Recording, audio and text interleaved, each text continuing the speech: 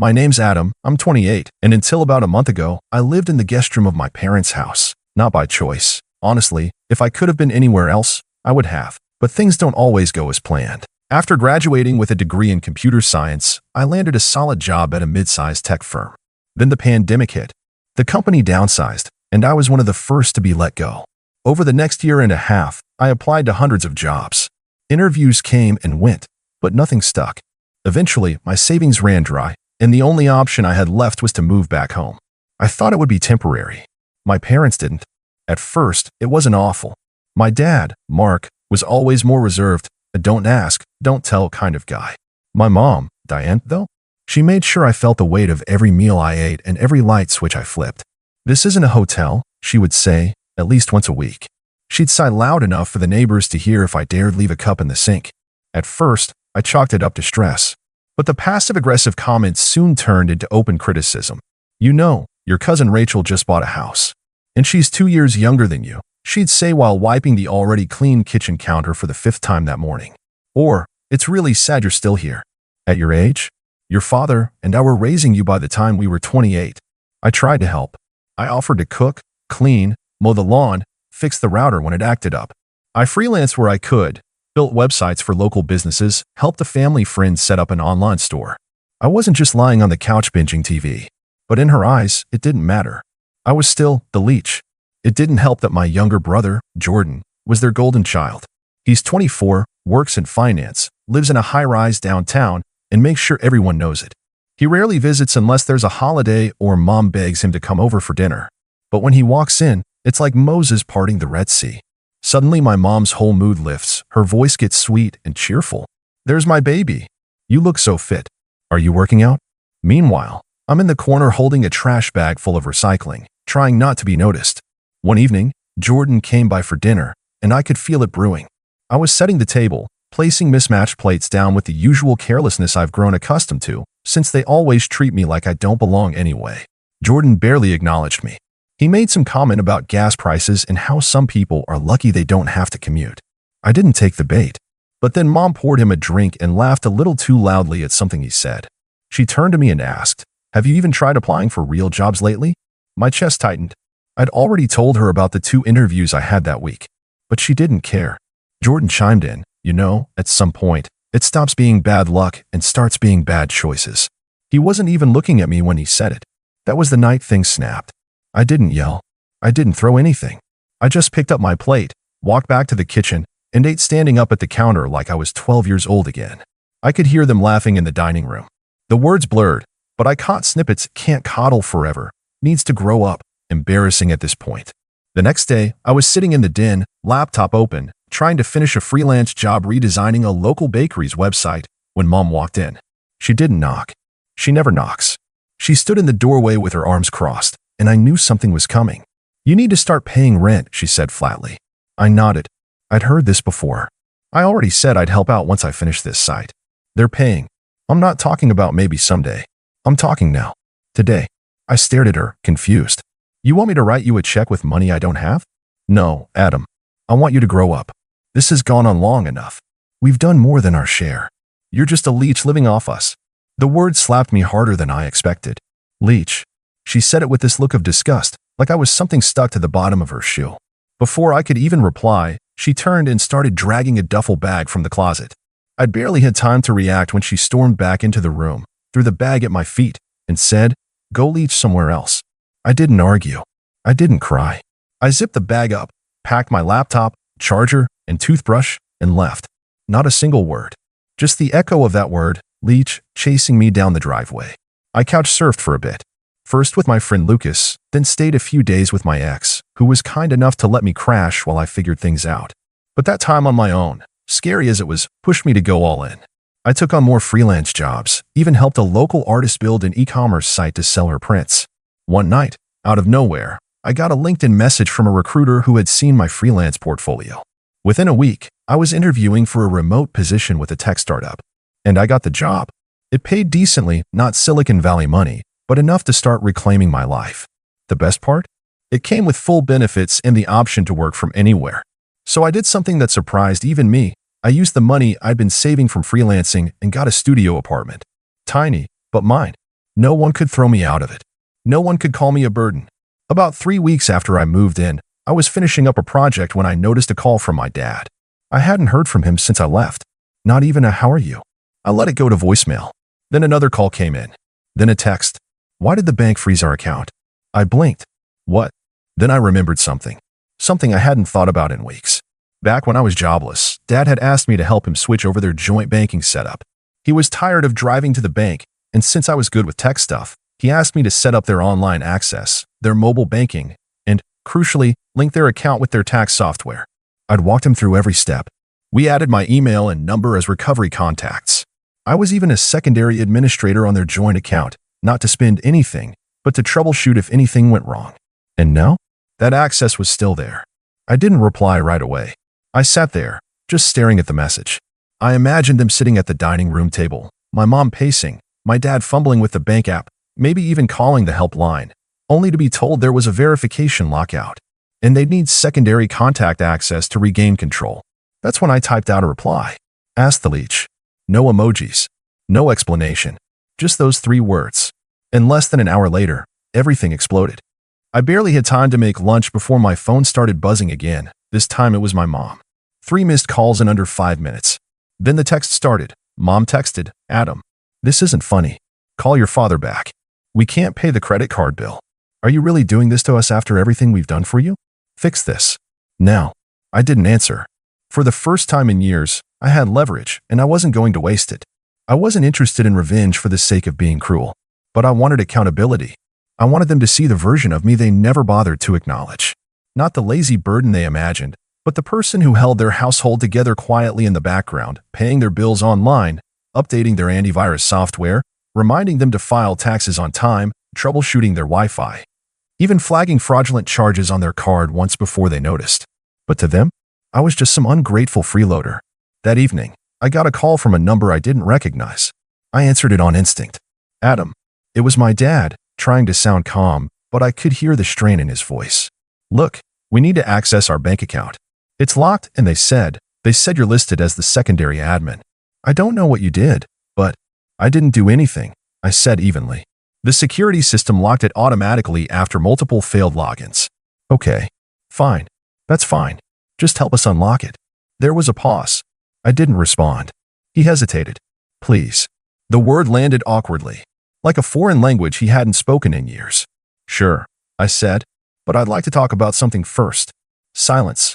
Like why your wife screamed at me in front of Jordan, called me a leech, and threw my stuff out. Another pause. "Adam, let's not." "No, we are going to."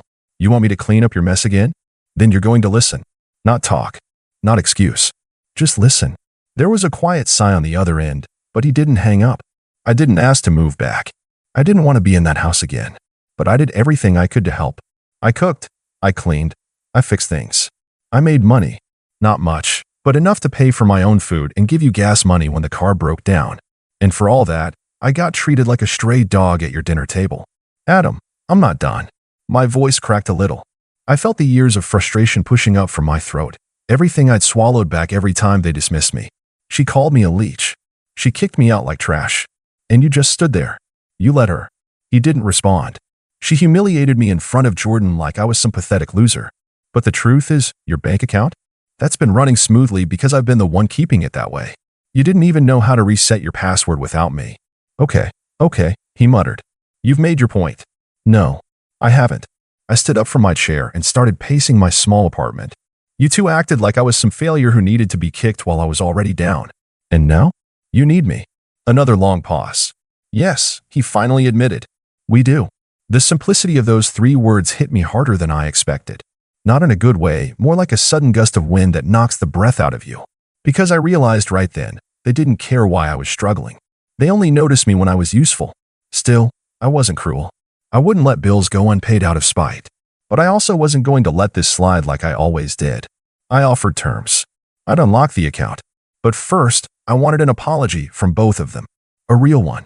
In person. And no, not just a mumbled, sorry, while Dad fidgeted and Mom pretended like none of it had happened. I wanted acknowledgement. And I wanted space. No request for favors for at least 6 months. No guilt trips. No surprise visits. And I'd be removing myself as an admin on every one of their financial tools forever. You can manage your own banking from now on, I said. Or get Jordan to help. My dad sighed again. She's not going to like this. I didn't like getting thrown out of the house I grew up in. There was a short silence. I'll talk to her. The call ended. I felt my hands trembling, part anger, part adrenaline, part sadness.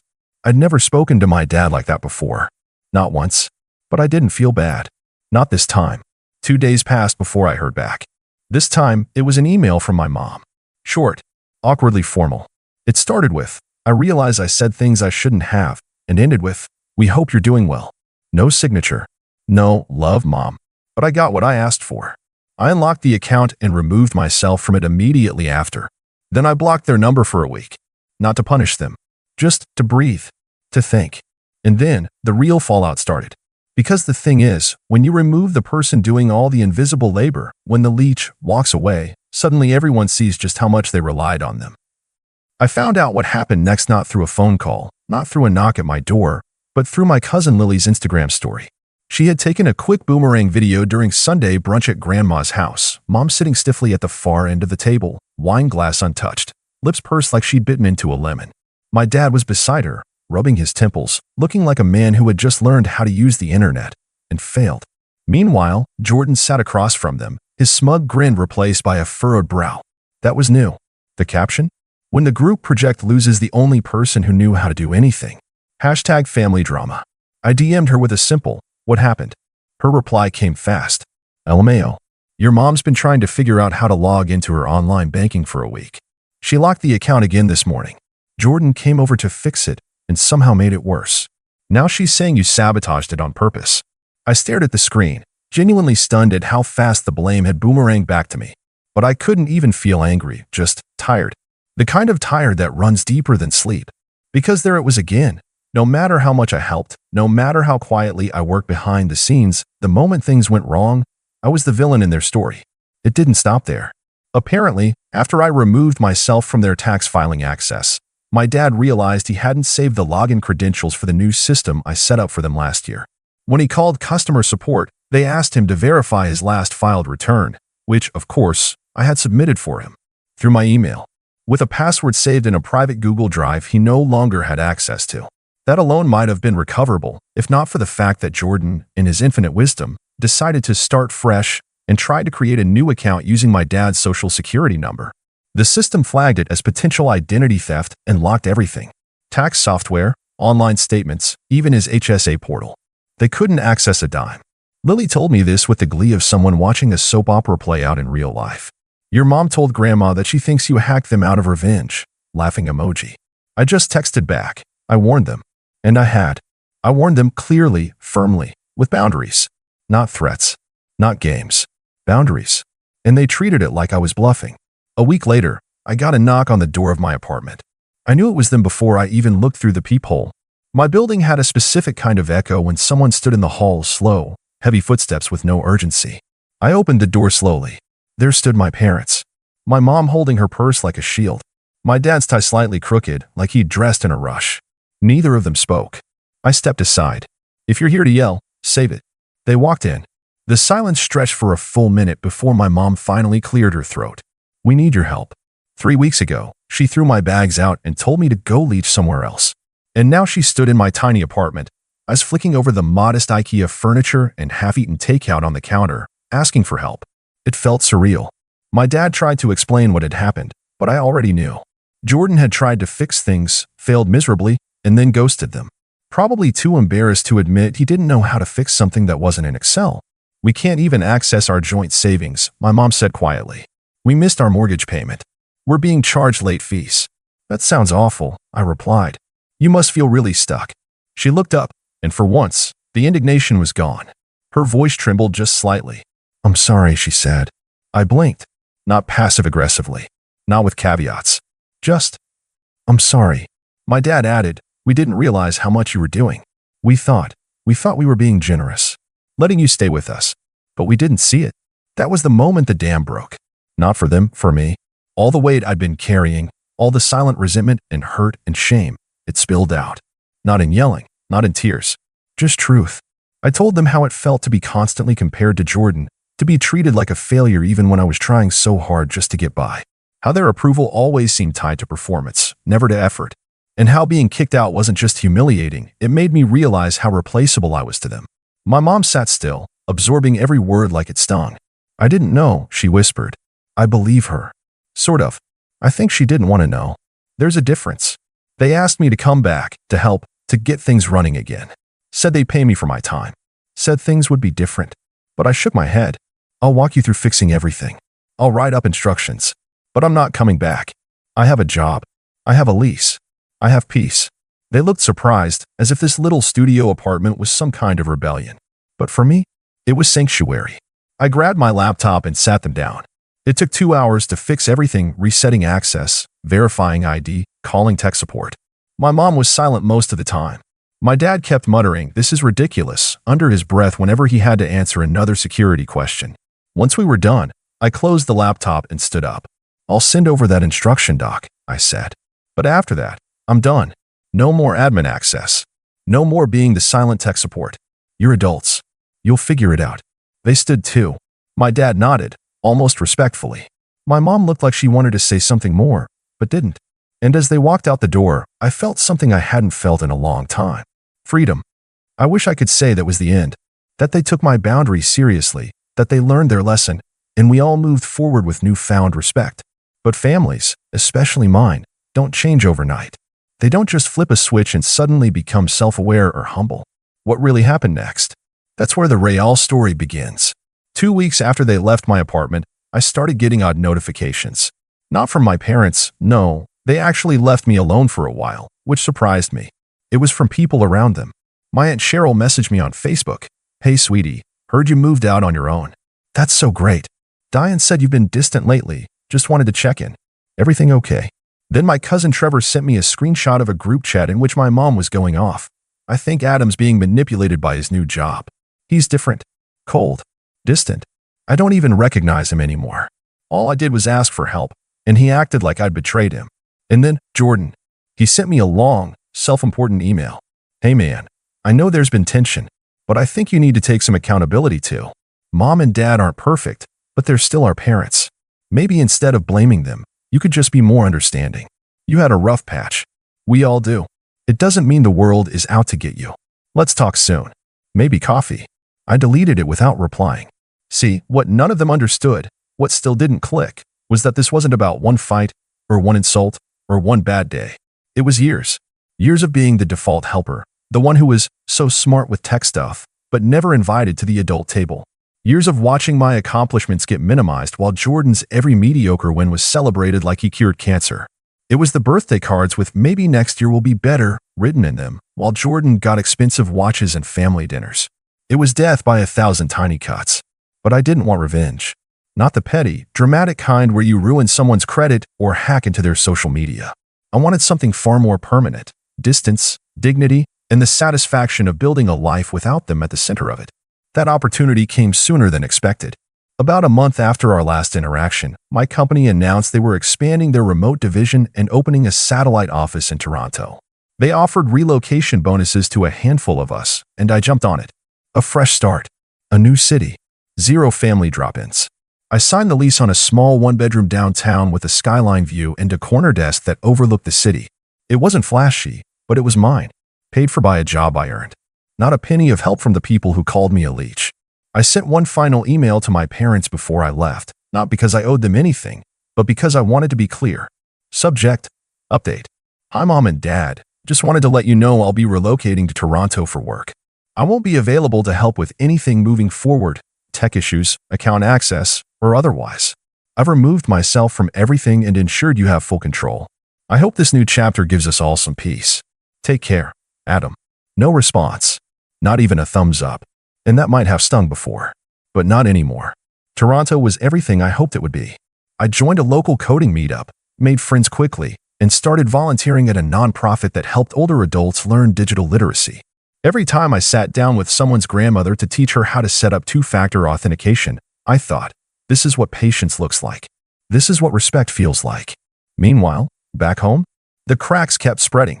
I found out from Lily, my unofficial family reporter, that my mom had started trying to get Jordan to take over some of the tasks I used to do. He said he was too busy. That didn't stop her from trying to guilt him. Adam used to handle all this without complaining, she told him once. He snapped back, then maybe you shouldn't have treated him like garbage. Apparently, their golden boy had limits too. Then came the kicker. My dad made a mistake on their taxes. A big one. He accidentally input their mortgage interest in the wrong section of the form, and it triggered an audit. Not a scary federal investigation, just enough of a red flag that they had to go back and refile and talk to the IRS about several years of discrepancies. They tried calling the tax software company, but surprise, they no longer had access to the recovery email. It was now permanently deactivated. Because I had closed it after cutting ties, they had to hire an accountant, a real one, who charged $150 an hour and didn't respond to texts at midnight. The real pain wasn't the money, though, it was the control. They'd gotten used to having someone at their fingertips. Someone who would fix things immediately out of guilt or fear or some desperate need for approval. That person no longer existed. I didn't even hear about the audit from them. I found out from, who else? Lily. Your mom's been in a bad mood for days. Dad messed up the taxes. She muttered something like, if the Leech was still around, this wouldn't have happened. LOL. That's when it hit me. Even after everything, she still called me the Leech. Not in front of me, of course, but behind closed doors in the safety of people she thought would agree with her. And that should have hurt. It should have reopened the wound. But it didn't. Because by then, I had proof. Proof that her version of me wasn't real. I had a job I loved. Friends who respected me. A landlord who trusted me. A team that relied on me. A name on a lease, a bank account, a digital life that no one else controlled. And in the quiet of my apartment, on a chilly Toronto evening, I sat down at my desk, opened my old Google Drive, and deleted the last shared folder I'd ever created for my parents. It was titled, Banking for Mom and Dad, Do Not Delete. I deleted it with one click. Then I smiled. Because leeches don't build lives. People do. And I finally remembered who I was.